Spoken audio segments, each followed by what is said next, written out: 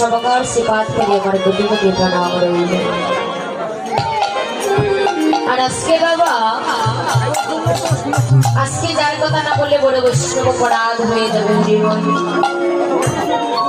তো আপনাদের কাছে আমার নিবেদন রইল, এই হরিনাম সংকীর্তনে অনেক বক্তব্য আছে, কৃপা করে কেউ আগুন কথা বলবেন না। হয়ে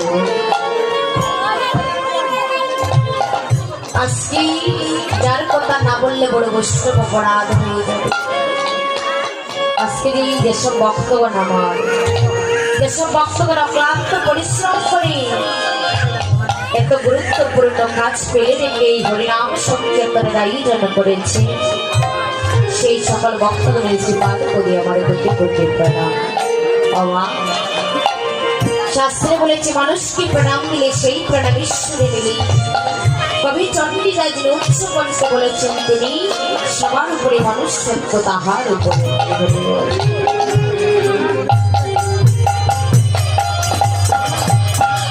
এই যে হরিনাম সংকীর্তন বলেছে কি, কৃষ্ণ গুণগান করিতে হরি মান অভিমান হিংসা নিন্দা সবকিছু ছেড়ে দিয়ে ভগবানের কীর্তন করিতে হয়। কেন বাবা? কারণ মান অভিমানে রেখে আমার গোবিন্দের কৃপা পাওয়া যায় না। মহাজনের পরে কি বলেছেন, এই মধুমাতা কৃষ্ণ নামের গুণে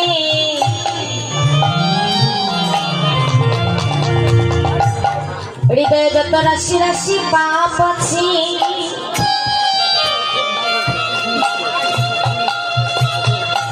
সকল পাবে যা দুর্বৃত্ত হয়ে যাবে। এই ভক্তের সংসারে আসিয়া যদি গোবিন্দ বলে কাঁদিতে না পারিলাম,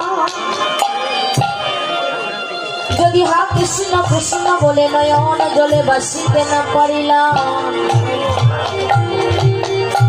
তাহলে কেন এলাম এই ভক্তির সংসারে? এই ভক্তের চরণ দোলা যে করিবে হেলা, সর্বই অঙ্গ নষ্ট হবে, তার যজ্ঞ হবে কানা। এই ভক্তের চরণ দোলা যদি লাগে পাখির গায়,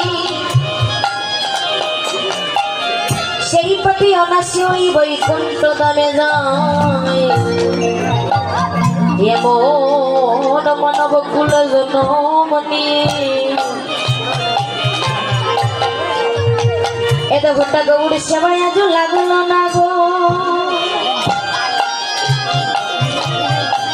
মায়ের জন্ম যায় আমার বিপলে চলে গেল, গৌরমণির সাথে আমার মন মনির একদিন সঙ্গ হলো না। গৌর চরণে আজও নিজেকে সপিয়ে দিতে পারলেন না। হেও না বিরাদির প্রাণ গোবিন্দ, ৪০০ লক্ষ জনী ভ্রমণ করিতে করিতে পেয়েছে সুন্দর মানব জন্ম। এই জন্মটাই তো হয়তো শেষের জন্ম ভব। যদি তুমি কৃপা করে আবার মানব কোলে জন্ম দাও,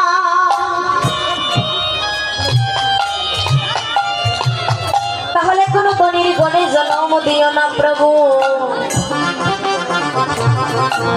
যদি তুমি কৃপা করে আবার এই ভক্তির সংসারে পাঠাও,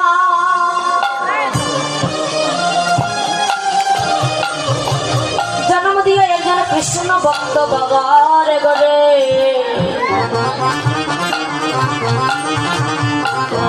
জন্ম দিও একজন কৃষ্ণ ভক্তি মায়ের ঘরে।